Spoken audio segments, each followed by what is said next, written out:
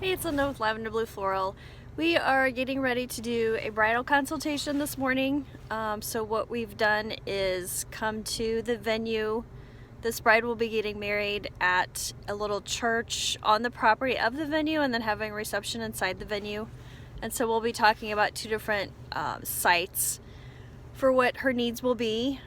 Prior to today, she has inquired just a simple inquiry through our website, lavenderbluefloral.com, and then we have sent her a questionnaire asking her some basic questions like date and time, place, how many in your wedding party, what's your color palette, pretty basic things like that. Kind of see where she's at in her planning process, and also to kind of see the location of the venue to make sure it's somewhere that we typically go or how far it is, and also biggest thing is if we have that date actually available or if we've booked other brides for that day. So she's already sent that to us, and then we have set up probably a Zoom call with her to talk about what she had said in the questionnaire, kind of clarify if we're understanding what she's going for as far as her wedding vision. The style, the vibe, and the color are the three things that I always ask my brides to kind of consider first as they kind of start to figure out more details and what they'll need and how we play into that as a florist, and also if we're doing any decor or styling for them. And so we are waiting at the venue for the coordinator person to show up, and the bride, and I think her mom will be here in a minute. So we will take a tour of the venue space with her and her mom. We've done weddings here before, but so that they can get a feel for it, we'll take any measurements of any areas that we might be doing a decorated table or pipe and drape or that type of thing, and then talking to her about what is the feel you'd really like for your guests to have in this space. You know, what are the conversations they would be having the day after your wedding to each other about your wedding? Are they going to be talking about the details of things like, you know, grandma's vintage chinaware was on the table and it was so unique and different and brought back memories of childhood? Or are they going to be talking about what a great party it was and what kind of alcohol you served and how people were dancing like crazy? You know, what is the feel that you want and the memory that you want to have of your special day? So I think our coordinator is here, so we are going to let you go for now. We'll check up when we get done with our consultation and kind of talk about what was involved in that and how things went. So we'll talk to you soon. Peace out. Hey, Linda with Lavender Blue Floral. We're back talking about wedding bridal consultations, and we talked a little bit earlier about what happens kind of prior to your in-person consultation, which is usually about 6 to 7 weeks before your actual wedding date. We try to get together in person, and preferably at the venue where you're going to have your wedding and or reception, depending on if it's at one site or two. If it's two, we'd probably be meeting you at the reception site and just bringing personal flowers and things to the church the day of. So wanted to just take a minute to talk about kind of what happens at the in-person consultation that's at that 6 to 7 week mark prior to your event date. We go and physically tour the space. If it's a space that I've been in before, then it's helpful because I can kind of point things out to the bride that maybe we've used before and why that's been beneficial, or a couple liked that idea. If I haven't seen the space before, I'll try to maybe get in there before the consultation and just take a quick walking tour so I kind of know what we're coming into, or I might show up a little bit early and just take a walk through so I kind of have an idea of the layout of the space before the bride comes. So today, this was a space that I had been in before. We had done weddings here before at the church and in this reception area.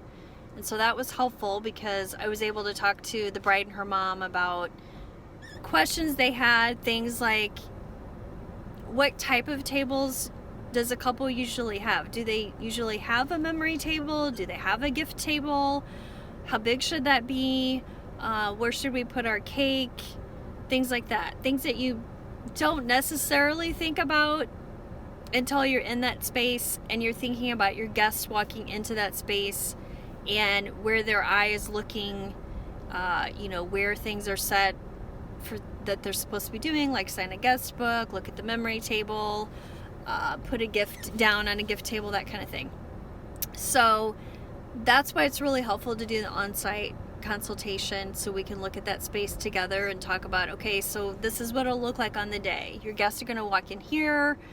Maybe they stop right over on this side to sign a guest book. Here's about how big we'd want the table, what we could put on it.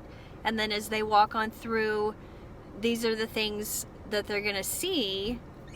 The eye naturally will go to color first before anything else. So when they're walking into a space, if you have colorful flowers or even colorful bridesmaids gowns or a table cover, those type of things, as they walk into a space, their eye is naturally going to move from the left side of that space to the right, and it's going to kind of land or rest on those spaces of color.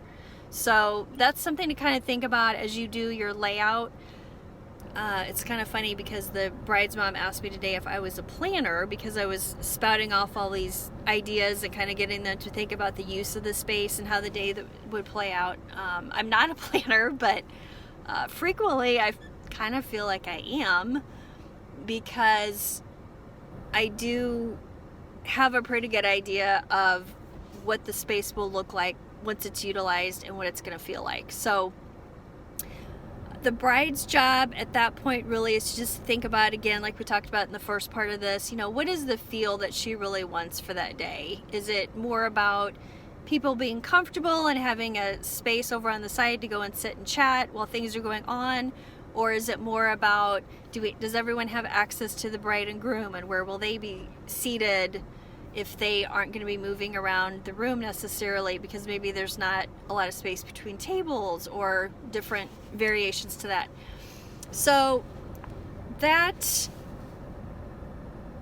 is where we're at in our planning process. We've made decisions about what's going to go on the tables, what accent tables she's going to have, because in this situation she's coming in from out of town for her wedding. So for instance, she didn't want a big gift table because most of the gifts will be sent back to their home in a different state.